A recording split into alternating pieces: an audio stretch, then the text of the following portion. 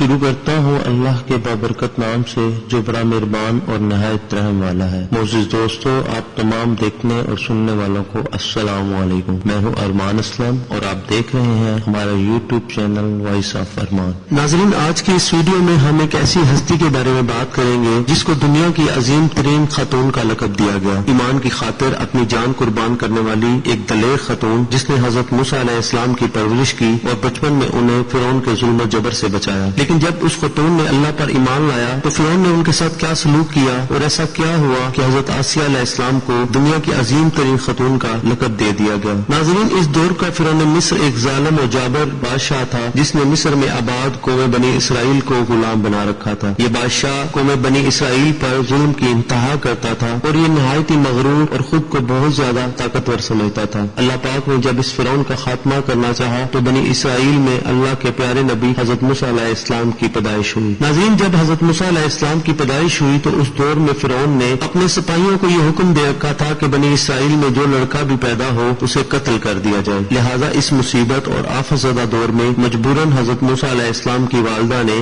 آپ کو ایک صندوق میں رکھ کر صندوق کو مضبوطی سے بند کر دیا اور اس صندوق کو دریائے نیل میں بہا دیا گیا۔ دریائے نیل سے نکل کر ایک نہر فرعون کے محل کے نیچے سے بہتی تھی اور اللہ کی قدرت یہ ہوئی کہ یہ صندوق دریائے نیل سے بہتے ہوئے اس نہر میں چلا گیا۔ اس وقت نہر کے کنارے فرعون کی بیوی حضرت آسیہ علیہ السلام بیٹھ کر نہر کا نظارہ کر رہی تھی۔ یہ ایک خوبصورت اور نیک دل خاتون تھی اور وہ کسی بیماری کی وجہ سے شدید تکلیف میں مبتلا تھی۔ فرعون نے ان کا بہت ہی علاج کروایا لیکن وہ ہر طرح سے ناکام رہا۔ کہتے ہیں کہ کاہنوں نے فرعون کو بتایا تھا کہ اے فرعون، ہم پیشین گوئی کرتے ہیں کہ اس دریا کے راستے سے تیرے گھر میں ایک آدمی داخل ہوگا اور اس کے لعاب دہن سے تیری بیوی کی بیماری کا خاتمہ ہو جائے گا۔ اور وقت گزرنے کے ساتھ ان کاہنوں کی پیشین گوئی سچ ثابت ہوئی۔ چنانچہ اس نہر میں بہتے ہوئے صندوق پر جب حضرت آسیہ علیہ السلام کی نظر پڑی تو انہوں نے اپنے ملازمین کو حکم دیا کہ صندوق کو نہر سے نکال کر کھولا جائے۔ جب صندوق کو کھولا گیا تو صندوق کے اندر ایک نہایت ہی خوبصورت بچے کو دیکھ کر حضرت آسیہ علیہ السلام بہت خوش ہوئی۔ کیونکہ حضرت آسیہ علیہ السلام بے اولاد تھی، اس لیے بچے کو دیکھتے ہی ان کی ممتا جاگ اٹھی اور انہوں نے اس بچے کو گود لے لیا۔ اس طرح حضرت موسیٰ علیہ السلام کی پرورش اس فرعون کے محل میں ہوئی جس نے آپ علیہ السلام کے ہاتھوں ہی ہلاک ہونا تھا۔ دراصل لفظ فرعون اس دور میں مصر کے بادشاہ کا لقب ہوا کرتا تھا اور حضرت موسیٰ علیہ السلام کے قصے میں دو فرعونوں کا ذکر ملتا ہے، ایک وہ جس کے زمانے میں آپ پیدا ہوئے اور جس کے گھر میں آپ نے پرورش پائی، اور دوسرا فرعون وہ جس کے پاس آپ ایمان کی دعوت لے کر گئے اور بنی اسرائیل کی آزادی کا مطالبہ کیا اور وہ فرعون سمندر میں غرق ہو گیا۔ لہٰذا وہ فرعون جس نے حضرت موسیٰ علیہ السلام کو اپنے محل میں رکھا، اس کا نام رامسس ثانی بتایا جاتا ہے۔ ناظرین، حضرت آسیہ علیہ السلام دراصل ریان بن ولید کی پوتی تھی اور ریان بن ولید وہی بادشاہ تھا جو حضرت یوسف علیہ السلام کے دور میں عزیز مصر تھا اور اس نے حضرت یوسف علیہ السلام پر ایمان بھی لایا تھا۔ مصر میں جب تبتی خاندان کی حکومت آئی تو اس وقت رامسس ثانی مصر کا بادشاہ بنا۔ یہ ایک انتہائی مغرور اور ظالم قسم کا انسان تھا جو اپنی عوام کے ساتھ جانوروں سے بدتر سلوک کرتا تھا۔ اس نے حضرت آسیہ علیہ السلام کو شادی کے لیے رشتہ بھیجا اور ساتھ ہی دھمکی بھی دی کہ اگر شادی سے انکار کیا تو ان کے والدین کو قتل کر دیا جائے گا۔ لہٰذا اپنی طاقت کے بل بوتے پر اس نے حضرت آسیہ علیہ السلام سے شادی کر لی تھی، لیکن اللہ پاک نے حضرت آسیہ علیہ السلام کو فرعون کے شر سے محفوظ رکھا۔ محرکین لکھتے ہیں کہ اللہ پاک نے فرعون کو نامرد بنا دیا تھا اور بعض نے لکھا کہ وہ ایک ایسی بیماری کا شکار تھا کہ وہ کبھی بھی حضرت آسیہ علیہ السلام کے قریب نہ جا سکا۔ یہ بھی اللہ پاک کی ایک حکمت تھی کہ حضرت آسیہ علیہ السلام کو ہمیشہ کے لیے اس ناپاک فرعون سے محفوظ رکھا جا سکے۔ بہرحال حضرت موسیٰ علیہ السلام کی پرورش فرعون کے محل میں کسی شاہی فرد یا شہزادے کی مانند ہوئی۔ ہر طرح کے آرام و آرائش آپ کو دستیاب تھے، لیکن تبتیوں کے درمیان زندگی گزارنے کے باوجود حضرت موسیٰ علیہ السلام فطرتی طور پر ان سے مختلف کردار کے مالک تھے۔ حضرت موسیٰ علیہ السلام فرعون کے غرور و تکبر اور خدائی کے دعووں کو ناپسند کیا کرتے اور ہمیشہ ہی توحید کے متعلق واضح بات کرتے جو فرعون اور اس کے درباریوں کو ناگوار گزرتی۔ ناظرین، بہت جلد وہ وقت بھی آ گیا جب اللہ نے حضرت موسیٰ علیہ السلام کو نبوت عطا کی اور آپ بنی اسرائیل کے لوگوں کو توحید کی دعوت دینے لگے۔ ایک دن آپ فرعون کے دربار میں تشریف لائے اور اس کو بھی حق کی دعوت دی۔ فرعون جب حضرت موسیٰ علیہ السلام کی تبلیغ سے تنگ آ گیا تو اس نے سوچا کہ کیوں نہ حضرت موسیٰ علیہ السلام کو لوگوں کے سامنے جھوٹا ثابت کیا جائے۔ چنانچہ فرعون نے ایک ایسا دن مقرر کیا جس دن مصر کے اندر ایک بہت بڑا میلہ لگتا تھا اور اس میلے میں کثیر تعداد میں لوگ اکٹھے ہوا کرتے تھے۔ جب میلے کا دن آیا تو فرعون نے مصر کے بڑے بڑے جادوگروں کو بلا لیا اور ایک بہت بڑا میدان سجا دیا گیا اور ہزاروں افراد اس مجمع کا حصہ بنے۔ یہ حق اور باطل کا عظیم ترین معرکہ تھا جس کو دیکھنے کے لیے ہزاروں لوگ جمع ہو چکے تھے اور اللہ کے سچے نبی حضرت موسیٰ علیہ السلام بھی تشریف لا چکے تھے۔ جب اس عظیم مارکے کا آغاز ہوا تو فرعون کے جادوگروں نے اپنی جادو کی لاٹھیاں اور رسیاں زمین پر پھینکی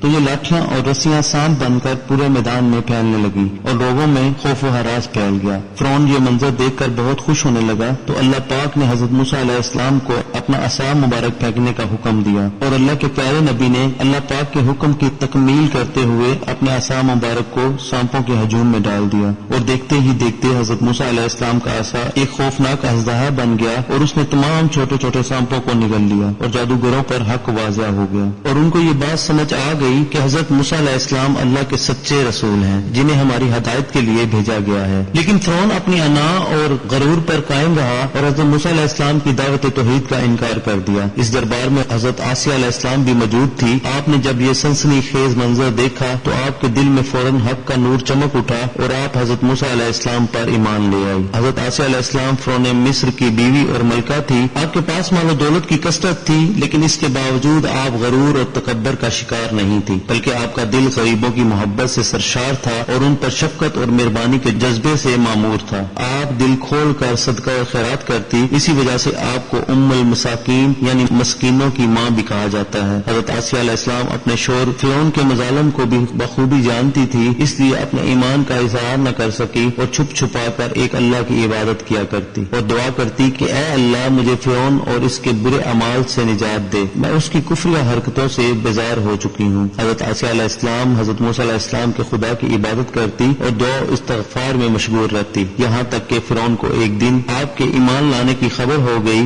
اس نے ایک روز اپنے تمام درباریوں کو اکٹھا کیا اور اپنی بیوی حضرت آسیہ علیہ السلام کے متعلق سوال و جواب کرنے لگا۔ اس کے تمام درباریوں نے حضرت آسیہ علیہ السلام کی بڑی تعریفیں کی اور ان کی بھلائیاں بیان کی۔ فرعون نے ان سے کہا کہ کیا تم کو نہیں معلوم کہ وہ میرے سوا دوسرے خدا کو مانتی ہے؟ لہذا فرعون نے حضرت آسیہ علیہ السلام کو دربار میں بلایا اور ان سے دریافت کیا کہ تو کسے اپنا محبوب مانتی ہے؟ حضرت آسیہ علیہ السلام نے دلیری اور جذبہ ایمانی سے جواب دیا کہ میں موسیٰ کے رب پر ایمان رکھتی ہوں جو میرا، تیرا اور ہم سب کا خدا ہے۔ فرعون اس بے باک جواب پر غضبناک ہو گیا اور بہت جلد یہ بات پورے شہر میں پھیل گئی کہ فرعون کی بیوی اور ملکہ نے فرعونی طور طریقے کو ٹھکراتے ہوئے دین موسیٰ قبول کر لیا ہے۔ فرعون نے حضرت آسیہ علیہ السلام کو بہت ڈرایا دھمکایا اور سختی کے ساتھ حضرت موسیٰ علیہ السلام کے دین کو چھوڑنے کے لیے کہا، لیکن جب اس نے حضرت آسیہ علیہ السلام کے چٹان جیسے مضبوط ایمان اور جذبے کو دیکھا تو اس نے ظلم و ستم کرنا شروع کر دیا۔ فرعون نے اپنے غلاموں کو حکم دیا کہ حضرت آسیہ علیہ السلام کو تپتے ہوئے ریگستان کی دھوپ میں لٹا دیا جائے، لہذا آپ کو شدید گرمی میں ریت کے تپتے ہوئے ریگستان میں چھوڑ دیا گیا۔ فرعون اس جگہ کا دورہ کرتا رہا اور کہتا رہا کہ اب تو باز آ جا، اگر تم نے میری بات مان لی تو محل کی شاہی زندگی اور آرام و آرائش تیری منتظر ہے۔ مگر حضرت آسیہ علیہ السلام پر اس کا کوئی اثر نہ ہوا، کیونکہ آپ کو جنت کے خوبصورت ترین محلات پر یقین تھا جو اللہ پاک نے انہیں عطا کرنے کا وعدہ کیا تھا۔ جب فرعون نے حضرت آسیہ علیہ السلام کی ثابت قدمی کو دیکھا تو اس نے